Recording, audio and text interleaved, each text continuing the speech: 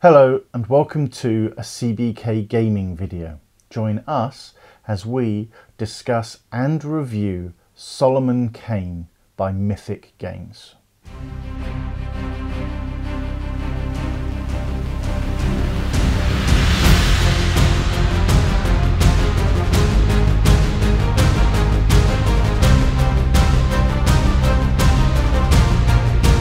So, what is Solomon Kane?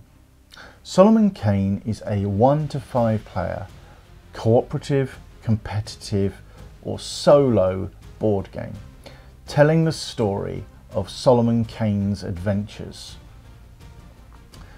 We are only going to review the cooperative mode in this review. We will do several standalone videos on the solo mode and the competitive mode. They are different games and deserve their own shorter review. We will first of all take a look at the components of the game. This is a game by Mythic Games, and every game we've had from them has phenomenal build quality, and you see this in Solomon Kane. The miniatures are beautifully sculpted, larger than your normal miniature as well. They look as if they're going to be really good fun to paint, though there are a lot of them. They're not stuck in their usual combat poses. They are living figures and they are wonderfully sculpted. You'll see on the screen a couple of examples of these models. We're going to use them for Warhammer role-playing, we're going to use them for a number of different games that we play, probably Cthulhu as well. They are that well made. Yeah. And they're beautifully detailed. Yes. Some of the thought that's gone into sort of the character that's there, and it's the little details that they've given them, such as, sort of, I don't want to give anything away, but there's a guy that looks like a butcher and has a chicken with him ready to go in the pot. And it's little details like that that I think have really made these stand out. Yes, I think we should just very quickly interject. This is going to be spoiler free, so there'll be no cards shown, there'll be no storybooks open. We're not going to touch upon anything that could spoil this game for you, because it's absolutely essential that you play this yourself and read those stories through.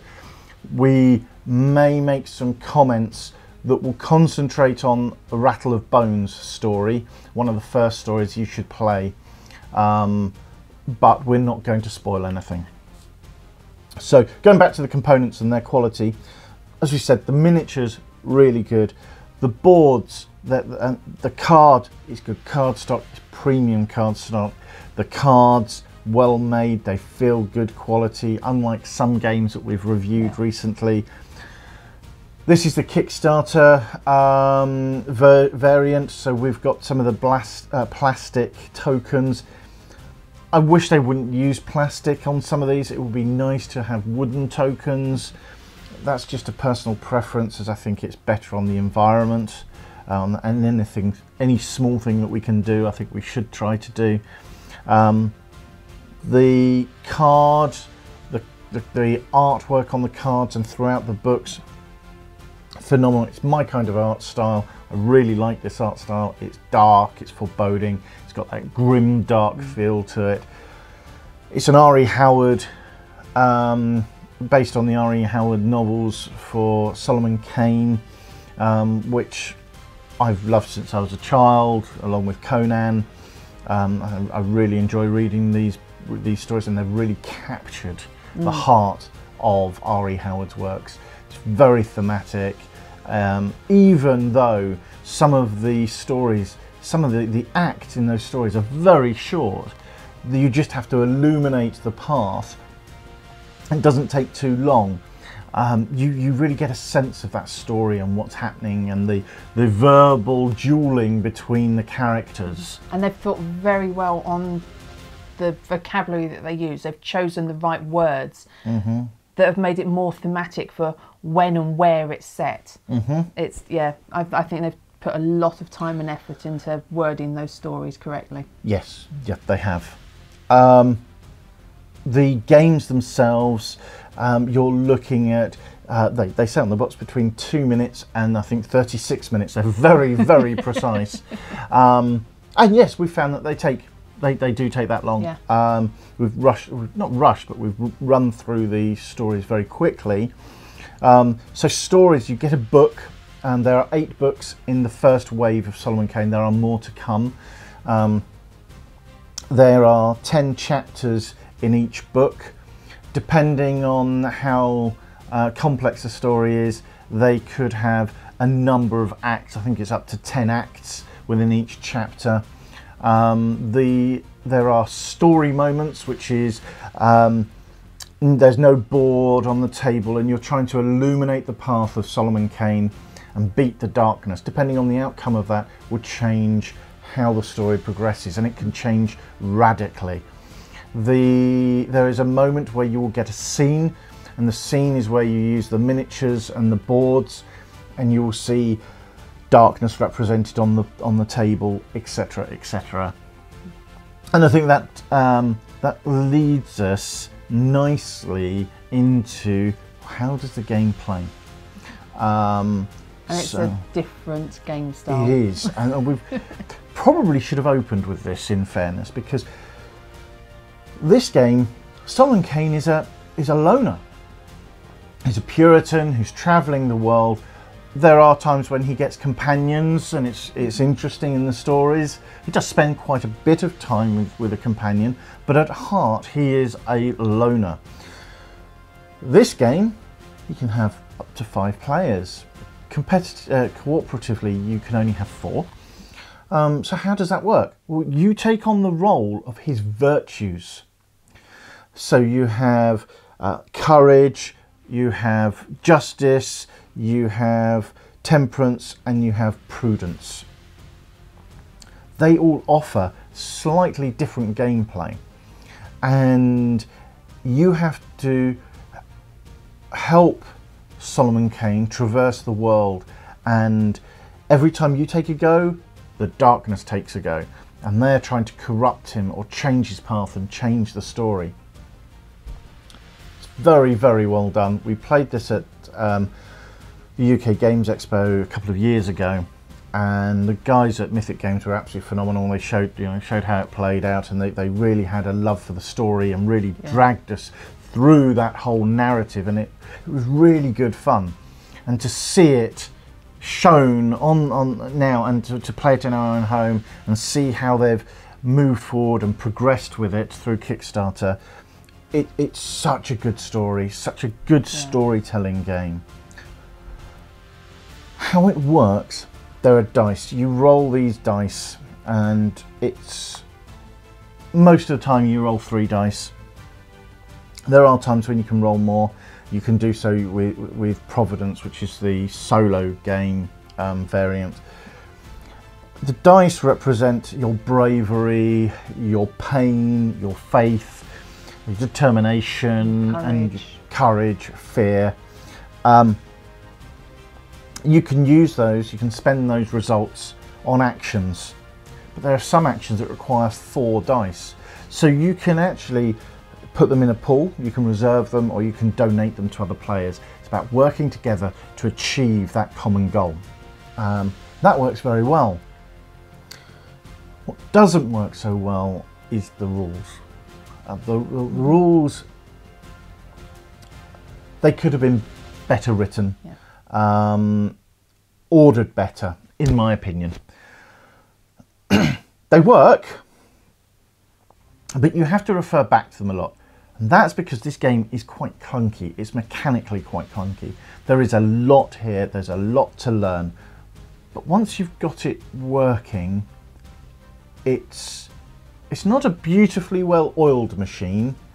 It staggers and potters along, and you do have to break some of that immersion by going back to the rulebook and rereading things. But overall, the story it tells is worth it. There are games out there where the rules are clunky and uncomfortable, difficult to read. They make the game not fun. They remove the fun element of the game and make it all about the mechanics. This, This game is, the mechanics are important to the narrative, but the narrative is so much fun and it's so good to see where you're going that you will look past those clunky mechanics. And you can influence the story so much. I mean, there's entire parts of that story that we don't know about because of the path we took at the start. Yes. And it's going to be interesting to go back and replay it with other friends and see what journey we go through then on the same story and then into the rest of them. Yes. There are a lot of cards. So events, darkness cards, virtue cards. So every virtue has their own set of cards which you use to either light the path or to help with combat, help with exploration, talk. However, they're all nicely marked, they're all nicely worded, they are easy to find.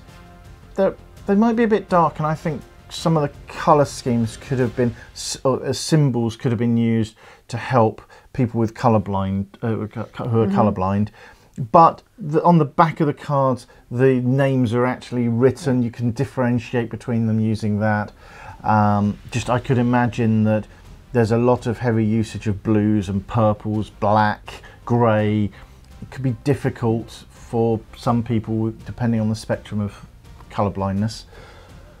But overall, the mechanics work, they're fun, and that's what you need in a game. It needs to be fun. Yeah. The rules, the only part that in my view, let you down, or let us down. Fun factor and replayability. So we really enjoy this game. We really enjoy narrative games. We like the world of Solomon Kane. Why does it belong in your collection? Well, if you enjoy narrative games, this is a very good narrative game. Is it fun to play? Yes, I think it is because of those, as we've mentioned. Replayability. If you bought this game, how replayable is it? Well, as Karen's already alluded to, the stories that you get have multiple paths, branching paths, different outcomes. You have minor and major victories. Some of the stories, A Rattle of Bones is quite short, but some of the other stories are much, much longer, a lot more intricate and a lot more replayability there. And also there's so many variables as you're going through, such as, I mean, this dashboard gets changed. You can up your strength, you can have your strength lowered, same with compassion, clarity, and all of these, wherever they are on the board, affect when you do a test to fight or to talk or to explore. This has an effect on it. So the next time we play through, if Justice hasn't used her ability to bring compassion up or it's been knocked down by something, that can affect whether we pass a test, and then we go down a completely different road again. And it's, yeah, there is a lot of variance just in one story. Yes. That's a short story. So when you get into the longer ones, there's a huge replayability there. Yes, I also think having the extra modes, I'm very keen to see the solo mode and the competitive mode. I like the idea that somebody plays the darkness and you're fighting over the soul of Solomon Kane. So Solomon Kane is quite a dark character, and I think leading him astray could be quite interesting through dangers or leading him into the darkness. I can see that being very thematic even as a competitive game. And that's quite unusual. Thematic games that are competitive, I think they're quite hard to keep and retain that theme. They concentrate more on the competitive angle of the game. So we'll just have to see. But I think that's going to be a very interesting game to play. Overall, how did you find it? I really enjoyed it. I did, as you said, we found it a bit clunky to start with, getting used to the mechanics. But once we got into it, we really enjoyed it. And for me, I have an awful habit with board games. I get so engrossed with the board and trying to solve where we can go on the board, what needs to be done on the board, I forget about my character. And there's been occasions where I've forgotten about sort of an item that I've picked up that would be really helpful, or I've forgotten that I can heal people and other players have got injured, sorry.